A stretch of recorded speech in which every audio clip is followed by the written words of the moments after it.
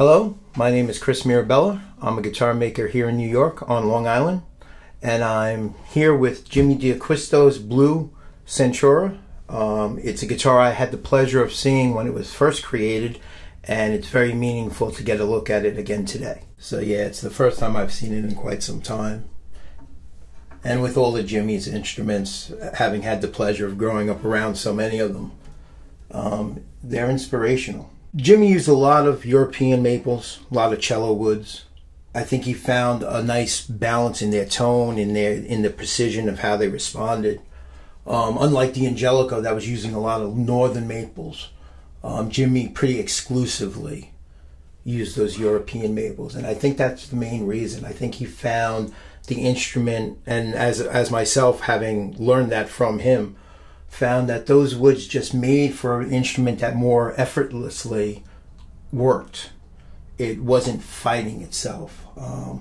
So you got a better balance, a better response out of it. One of the stories I remember with Jimmy was always working the piece of wood that you were in that moment. So that piece of spruce would dictate as you worked it how the carve had to be. So if the grain was tighter, you know, and you'd see those inconsistencies where it's tighter in this portion, a little more open in that portion. And that would dictate how you would work it. And it was one of the aspects of really having that intimacy with the piece you were working and carving. It was wonderful to hear those stories from Jimmy. And again, in his instruments, you could see that in the final carve. You know, hearing his voice and having heard him say those things, looking at the guitar, you can still hear that, see that.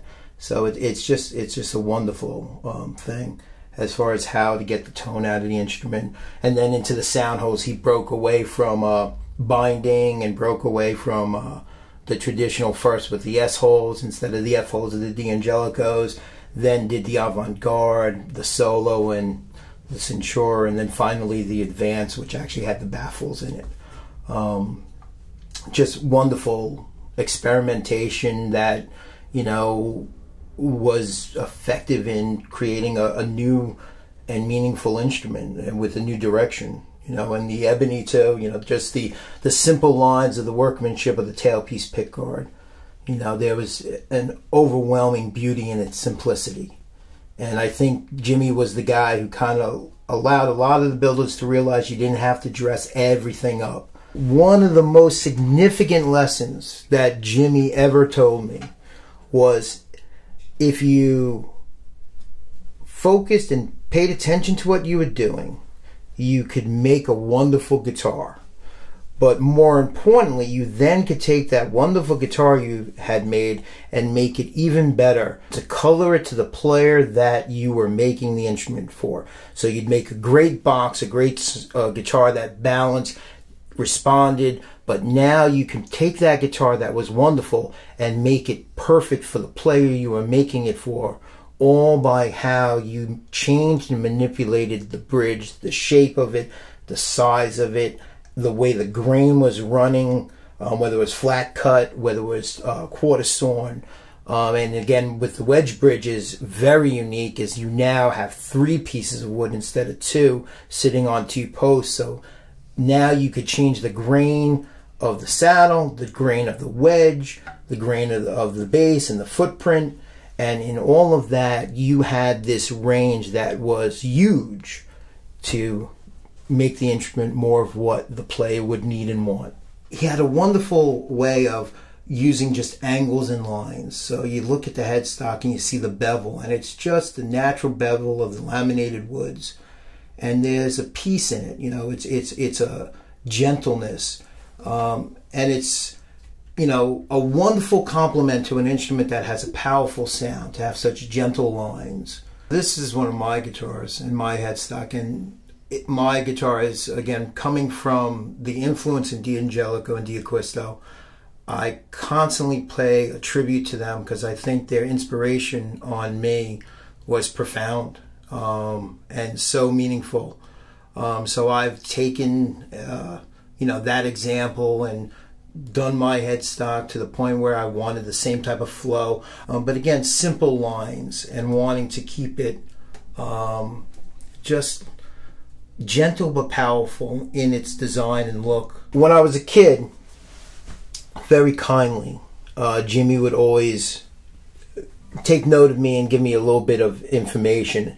And at one point, he was speaking with a couple of other guys, and I was off in the corner, and he kind of noticed me across the room, and he had just finished the guitar, didn't have its strings, didn't have its parts on yet, but he put it down on the bench, it made a thump, and he then let go, and which I can't do on this one because it has the end pin on it. But the guitar, again, was a bare wood guitar, all carved, ready for the spray booth, but no parts. And the guitar stood by itself. He literally took his hands away from the instrument and stood next to it as it stood there on its own. And he then glanced over at me and said, "That's how you know it will be a good guitar, when it balances perfectly, that the neck and body are working together." And it seems such an important statement that to this day, it is something that I take note of, and we literally, with each Mirabella guitar now, as a tribute and respect to Jimmy, we do the Jimmy test to the Mirabella guitars, where we will make sure they stand and balance before they go to the spray booth. It is absolutely wonderful to have seen this guitar again. I will always try, for my entire career, which I do hope will be a long one, to acknowledge the contribution and influence that Jimmy and D'Angelico have made on me. And seeing this guitar today is, again, as meaningful and emotional as it was the first time I saw it. And he brought it to the shop, and with a very big smile on his face, he looked at all of us and said, "This will change everything." And he was right. These guitars are the guitars that allowed builders to know that they could stretch way beyond what they had ever been thinking. And you have wonderful makers now pushing the envelope, the designs, to see what potentially will work. You know, the thing I just always remember and think of when I, say that is, Jimmy always said, "But it's got to work. You can push the envelope, you can push the lines, try for anything, but it's got to be an instrument. It's got to work for the players."